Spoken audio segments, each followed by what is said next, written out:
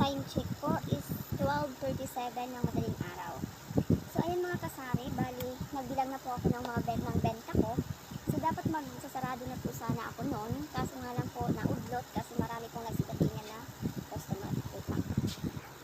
So ayun mga kasari, pasensya na po kung naistorbo po yung pag-vlog natin.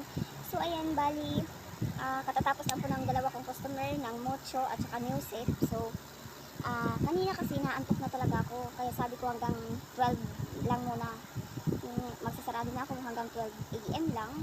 So naudlot kasi nga may bumili na naman ulit. So sabi ko habang nandito lang ako lang mag-isa sa tindahan, so mag-vlog ako para ma-share ko din po sa inyo kung magkano po yung benta ko ngayong gabi.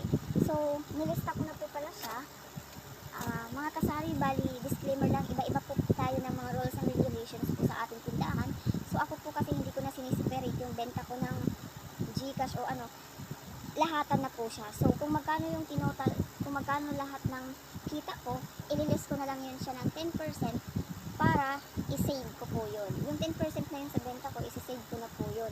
So hindi ko na po sinisiperate kasi tulad niya pag maraming customer, mas lalo akong nalilito. So pinag-isa-isa ko na lang po siya.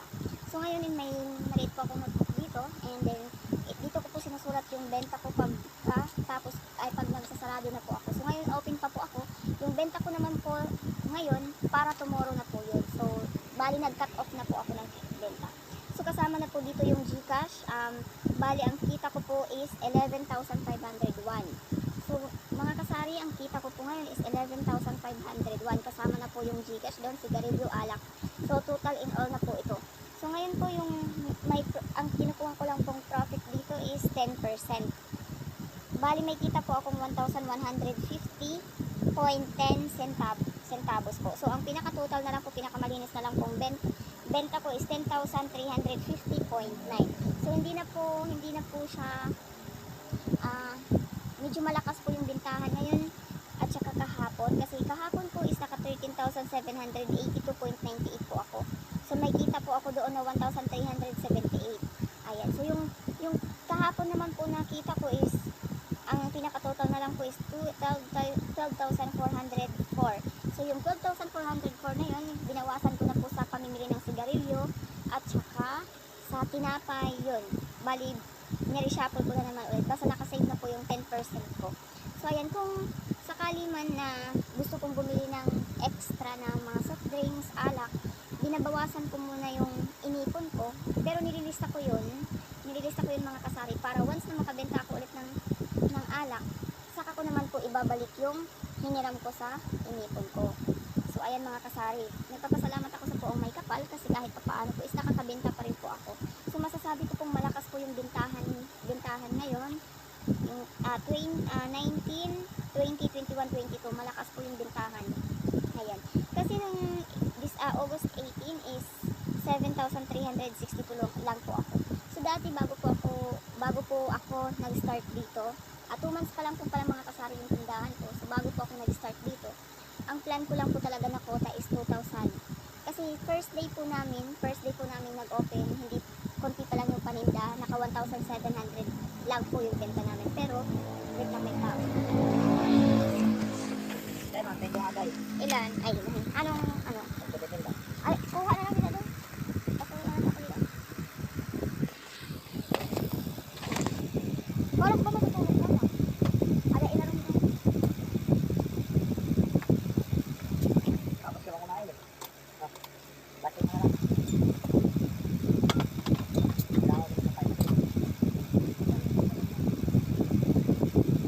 Vitamin sila. Nagpa-vitamins ka? Vitamin C? Anong vitamin C? Vitamin C. Sabi kasi lang. Iwas lang, iwas sakit lang.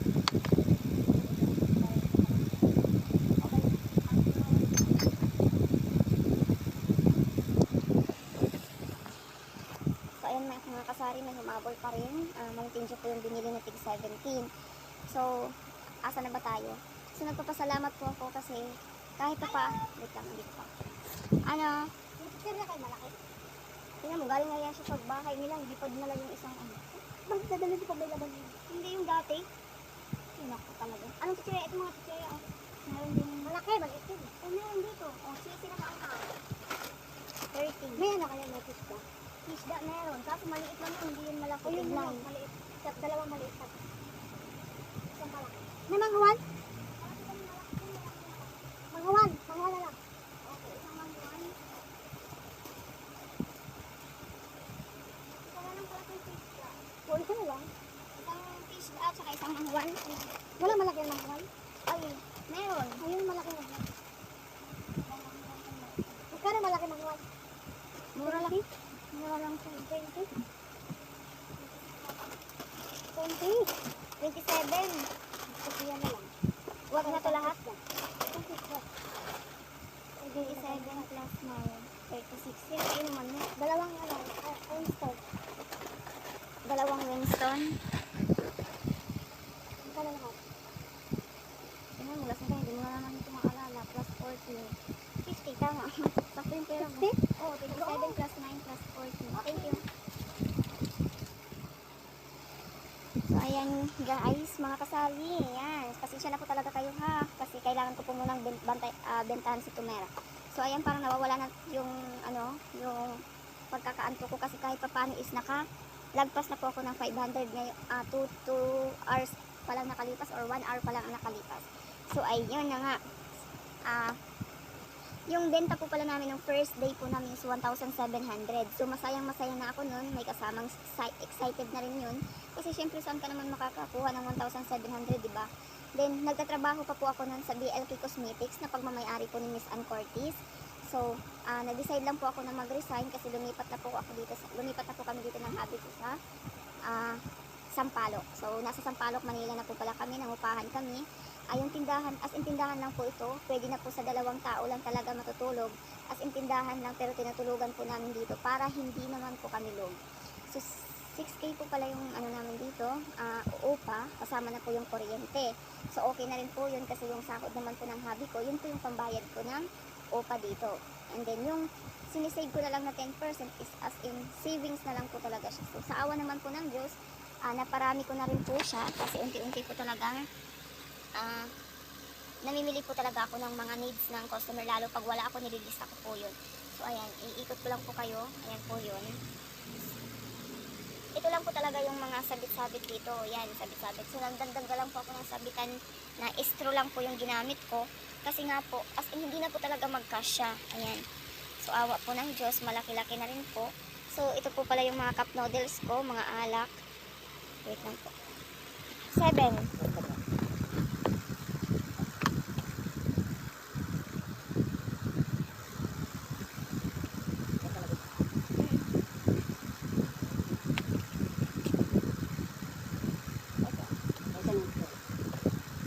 Ano yan? Yeah, dos isa. Opo. Mentos, may piso. Ito na lang. Yeah. Thank you.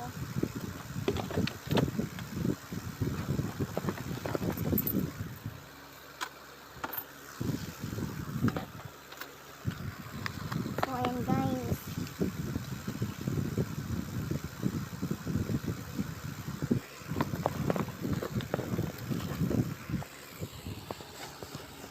Ayan guys, dun po pala sa baba na tindahan, yun po yung tindahan ng hipag ko. By the way po pala yung hipag ko yung nagporsige na magtindahan po kami dito. So ayan, siya po yung nagporsige sa akin, nag-push po siya ang nag-push sa akin, nabubulol na ako, na magtindahan po dito.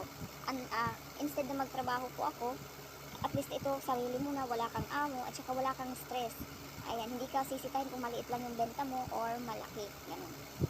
So, nagpapasalamat po ako sa Poong May Kapal kasi kahit pa paano po is nadagdagan na po siya. So, meron pa naman pong wala ako dito, pero nililista ko pa rin po yun. And then, saka na po na po yun inuunti-unti sa pagbibili. Yung una po pala, yung binili ko lang po yung mga basic needs lang po ng, ng mga tumer. Like mga suka, ganun, mga magic sarap. Pero tig-6 na piraso lang po muna yung mga pinapamili ko. Hindi ko po muna dinadamihan. Kasi wala pa naman po akong idea kung ano naman po yung mas mabenta. So ngayon, awa ng Diyos po, nagkakaroon na rin naman po ng laman. At masasabi ko na rin pong malayo na po ako sa pinagmulan. So So guys, yung mga gamis ko po pala, nire-repack ko siya para madali po siyang mabenta. Ayan. Wala po akong palapad na plastic, so yung pang ice candy lang po yung ginawa ko. Ayan. Nire-repack ko po siya ng tigli 5. So ang bentahan ko po niyan is 4-5. Ayan. Yan po yung mga gamis ko para madaling makita po ng ng mga bata. As in yan, mabenta yan sa akin. So 4-5 po yan. Tapos yung nips ko po is 6 pesos. Dapat po 7 po yan, pero 6 pesos ko na lang po. Kasi yun po yung price ng hipag ko. So yung mga biscuit ko po pala dito guys is 8 pesos na po yung iba. Then yung iba naman po may 9 na po. Ito 7 lang po yung mga ribis ko. Yung mga Hansel crackers, yung walang palaman. Yung pansit canton ko po pala dito guys is 17 ang isang peraso. Ayan. 17. 23 naman yung extra. 9 naman po yung bentahan ko dito sa mga cream silk at saka panty, mga conditioner. Ayan. 9 din po dito sa sour powder. Ayan. So guys, medyo mahaba-haba na po yung ating kwentuhan. So next time na lang po next video na lang po tayo magchikahan. So nakalugar lang po ako ngayon, lipas lang po ng sabihin natin antok, kasi kanina talaga as in inaantok po talaga ako. So maraming salamat po pala sa patuloy na pagsuporta sa akin kahit bago lang po ako. Which is dati po kasi nag YT World na rin po ako, kaso nga lang po nawala ng ads. Sa madaling salita po na demo. So yun. Maraming salamat po ulit at sana sa mga nakakapanood po nito, kung gusto niyo pong magkaroon or kung gusto niyo pong magtindahan, magkaroon kayo ng maliit na negosyo, i-push niyo po kahit maliit lang po yung puhunan, kasi ang sarap sa feelings pag nakikita mong bumibenta siya. Mas maganda nga po yan kung nasa bahay niyo lang na mas matao, or kung makahanap kayo ng pwesto na mas matao. Masasabi kong worth it po yung pagod at saka puyat pag nakikita mo yung pera mo na umiikot at saka nakakasave po kayo. So, ayun. Kahit na nangungupahan po kami, nakaka-survive din naman po. Tsaka yung bigas ko, tig-1 kilo lang po pala yung binibili, ay tig-1 sako lang yung binibili ko. So, mga kasari, please, kung gusto niyo pong magtindahan, masasabi ko po talagang, itry nyo. Huwag po kayong manghinayang. So, ang gawin nyo lang po is mag-ipon po muna kayo kung wala po kayong puhunan ngayon. Ipon lang po muna, kahit 10k po, pwede na po kayong makapag-umpisa. Marami na rin po yun, kahit paano po. Basta, hati-hatiin nyo lang po siya na kahit paano. Pag may bumili si customer na ganito, kung wala naman kayo, ilista nyo lang. Then, pag makabenta naman kayo kinabukasan, pamili nyo lang po para umikot po siya. So, ayan mga kasari, maraming salamat po sa patuloy na pagsuporta. Kahit bago lang po ako ulit dito sa White World. Sana, mapansin nyo po yung video ko na to at suportahan nyo rin po. Nabubulol na ako. Suportahan nyo rin po yung channel ko. So maraming salamat po. God bless po sa atin. God bless po sa ating mga paninda. More blessings to come po. Bye!